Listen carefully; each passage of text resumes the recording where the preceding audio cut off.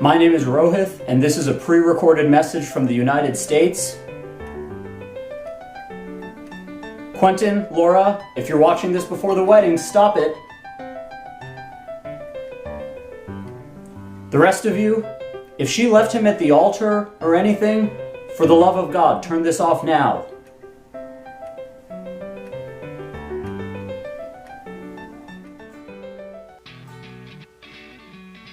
Hey Mom, I met a guy in school today. We're gonna play in a band together.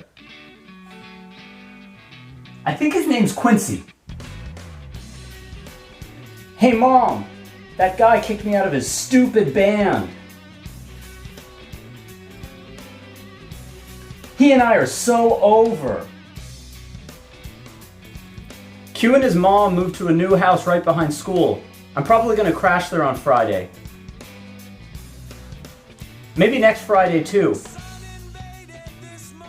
Hey yo, Q's mom's out of town. Party at his place every night this week. Yeah, tell everyone, especially people you don't know and Q doesn't like. No, I don't care. Listen to this. Did you know that Quentin has been keeping a journal of everything we've done at his house? Everything. Yeah, his mom found it. Yeah, everything. You don't think she'd... Nah, she's cool, right? Yes, ma'am. Okay. Hey, Dad. Quentin's mom is on the phone for you? Yeah, college is good. I met someone. Yeah, maybe. She's pretty great. I think you'd like her. Well, you gotta come visit. Tell me what you think. You're gonna move here? You're going to school in Australia?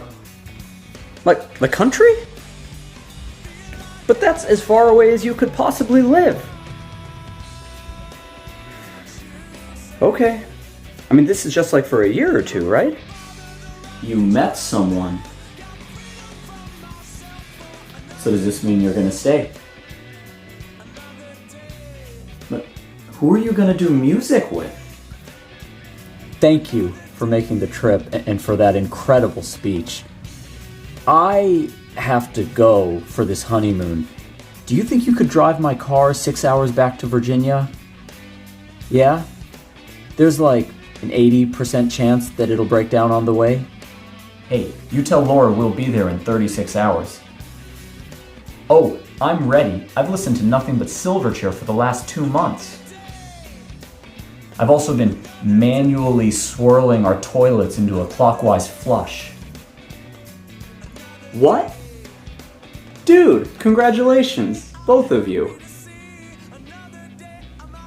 Seriously? Yeah, of course it would be an honor. Title seems a bit much though, doesn't it? Best man? I mean, if I'm the best man, why is she marrying you? Whatever. I will be there. Yeah, 100%. No. They would have to cancel every flight to Sydney.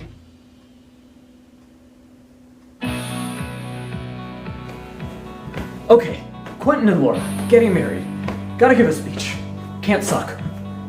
You're 10,000 miles away, and they've never met you. It's gotta be poignant, philosophical.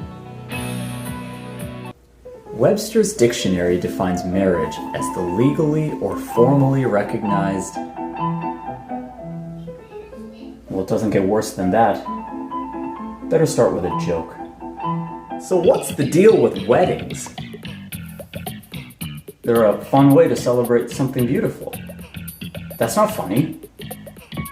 Hello, Sydney. What's your favorite scary movie? Was Laura even born when this came out? Guys, please help me. Hello, Quentin, Laura, Miss McKay, and everyone. I'm Ken Kwam, one of Quentin's old friends. I really wish I could be with you today, but I'm happy I can be here in virtual reality instead. I'm so happy for you two. You are both so brilliant and talented and funny and kind. And when Quentin sometimes has his head in the clouds, I know Laura has her feet on the ground, and also a working phone and email account. So I hope you're having a really great celebration, and I can't wait to see you sometime, somewhere in the world. Cheers from Baltimore, Maryland.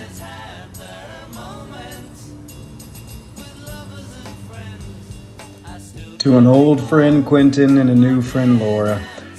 I wanted to wish you all the best. I wish we could be there. I wish we had some little people running around as ring bearers, but unfortunately the pandemic's gotten the best of us. But it hasn't changed the well wishes we want to send your way. Quentin, we met almost 20 years ago, and although you weren't at the very top of my least likely to get married list, you've been pretty close. And that just speaks to how special Laura is, because I know she has to be the most magical person in your world for her to get you to make this commitment. So congrats to the both of you. I know yours is a lifetime of fun ahead and adventure. I wish to be there and wish you all the best along the way. Thanks. Aloha nui loa, which means sending you very much love in Hawaiian. My name is Patrick McCarthy, or P, as I'm known to our illustrious groom Q. Our friendship dates back more than 20 years. Some might credit the alphabetical proximity of our last names that led to adjacent lockers for high school. I think there was something more to it than that. Q, I look back on our high school years as some of the formative and happiest years of my life, and you were a big part of that. Our shared senses of humor led us down some crazy, some might say dangerous paths. Peanut butter and jelly lasagna? Really? Let's not talk about that ever again. Laura, you are as impressive of a woman as I have ever met. I truly mean that. When you reached out via email and helped set up the reconnection between Quentin and I in Hawaii a few years back, I could tell how much you cared about Quentin. Your creativity, warmth, enthusiasm for life makes you the perfect partner for Quentin. You challenge him when he needs to be challenged and keep him grounded when he needs that. Angie and I are truly sorry we can't be there with you today, and wish you both all the love and happiness in the world. Huh. Well, those guys were pretty good. Now I'm gonna look even worse. Okay, from the heart. Hi everyone. As I said, my name is Rohith, and Quentin McKay is not my best friend. He's my brother. And as wrecked as I and my wife Shubha and our sons Ilan and Shaylin are not to be there celebrating with him or with our very dear friend Laura, we're happier that this day has come. I want to congratulate both families. Miss McKay, you poured everything you had into raising Q. And he didn't always make it easy on you, did he? I suppose the rest of us didn't either. But I know you're as proud as I am of the man that he's become, and as thrilled as I am that he and Laura found each other. To the Kaloyas, you know, I've heard so much about all of you that I feel like I know you already, from Nunna to Alex and Riley, and I can't wait to meet you all properly one day, hopefully soon. Now, Now, I assume that for many of you, Quentin McKay didn't exist until about 15 years ago, when he descended upon your city without warning. Well, I'm here to fill in some of those gaps, so let's take a walk. Quentin and I, and some of the friends of ours that you just heard from, we met as smooth-faced and well-coiffed 14-year-olds at Thomas Jefferson High School in Alexandria, Virginia. You don't necessarily expect that the friends that you make at that age are going to be the ones that you'll take with you for the rest of your lives, but that's exactly what we've become. Over the last 20 years, we've traveled the world together, we've spoken at each other's weddings, sort of, and we've become honorary aunts and uncles to each other's children. At the risk of bragging, I am really proud of my friends. they've done amazing things and are even better people. Quentin may be the most remarkable of all of them. For as long as I've known him, he has had this effortless combination of charisma, genius, and total self-determination. He's the guy who got bored and fell asleep during our college admissions test and still got a better score than any of the rest of us. He almost failed calculus because he was more interested in reading books after school about differential equations. He will make you laugh on command. He'll write a better song in 5 minutes than you could in a year. And then he'll beat you at basketball and ping pong. It's infuriating. And yet, Quentin has always been a humble and sincere guy, not the arrogant jerk that someone else with his talents might have been. So everyone always wanted to get to know him, to be friends with him, which was great if you were Quentin. It gave me the distinction of being that small Indian guy who probably knows where Q is, so let's just ask him. How did that happen? My friendship with Q was forged at his mom's house, right behind school. He and I used to sit in his basement for hours over the weekend, after class, during class, strumming our guitars and talking about whatever high-minded and lowbrow things teenagers talked about. And over time, we talked about our friendship itself with an openness that I was not conversant in, but that came completely naturally to Quentin, which was not at all typical for an American suburban teenage boy. Sometimes we'd spend a whole afternoon talking about what it is that we would change about the other. And this became my model of what closeness is supposed to look like. Though I wouldn't always recommend it in a marriage.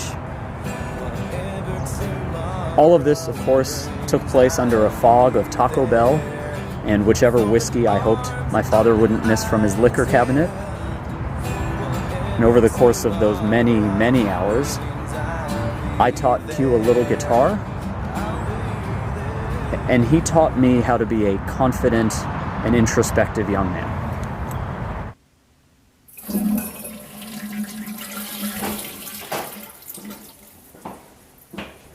Guys, come on. Little privacy. Okay, Quentin and I went our separate ways after high school, but that didn't change much. When he visited me a few years later to meet my then new girlfriend, now wife, she told me that getting to know Q actually made her like me more. That's incredible, isn't it? Wait, is it? And I'm lucky to say that despite the distance and the relentless passage of time, Q remains that same magnetic guy, an incredible friend, who once kicked me out of a band. I can't believe it. Of course, Quentin still solos over his own chord progression. This is a guy who his whole life could have done anything he set his mind to. But he's only ever done that which his heart commanded. So we always knew that if and when he found a partner, she'd be special. Laura, Laura, Laura. Most of you have probably known her far longer than I have, but for me, getting to know her in her own right has been an absolute privilege and a wonderful gift from my friendship with Q. She's never been just Quentin's girlfriend or fiance or wife. Dude, wife! Ah! No. My sons have only ever known her as Aunt Laura. She's family, and she is one of a kind.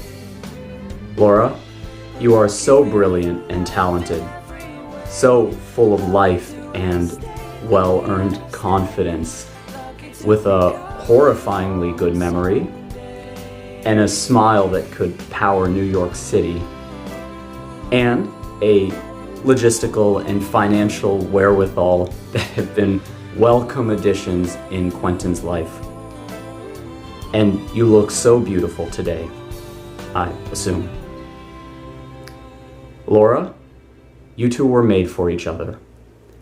And if you've listened to anything that I've said today about Quentin Sanford McKay, then you know that's the highest praise that I'm capable of paying anyone. Quentin, Laura, congratulations. I love you both. I wish you a lifetime of happiness together, and if you ever need me, I will be there for you. Except today. And now, to your collective relief, I'm sure, there's only one thing left to do. Not that. We'll do that in person.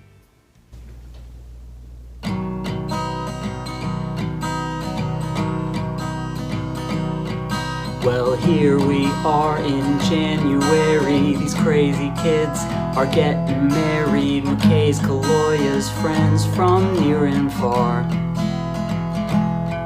The happy couple will regale ya, and we who couldn't make Australia send our love through vocals and guitar. Oh, let's get hitched and throw a party under the Sydney sky. Let's get hitched and dance with our family and friends and watch the sunrise. Let's get hitched and raise a glass as we dream about the rest of our lives. Q and L, Q and L, Q and L. They met as students in '08, and it was love at first. Good eye, mate. Together they have sung and danced and cried. We wish you all the joy and laughter as you go happily ever after, hand in hand as husband and as wife. Oh, let's get hitched and throw a party under the Sydney sky. Let's get hitched and dance with our family and friends and watch the sunrise. Let's get hitched and raise a glass as we dream about the rest of our lives. Q and L, Q and L, Q and L. Oh, let's get hitched and throw a party under the Sydney sky. Let's get hitched and dance with our family and friends and watch the sunrise. Let's get hitched and raise a glass as we dream about the rest of our lives. Q and L.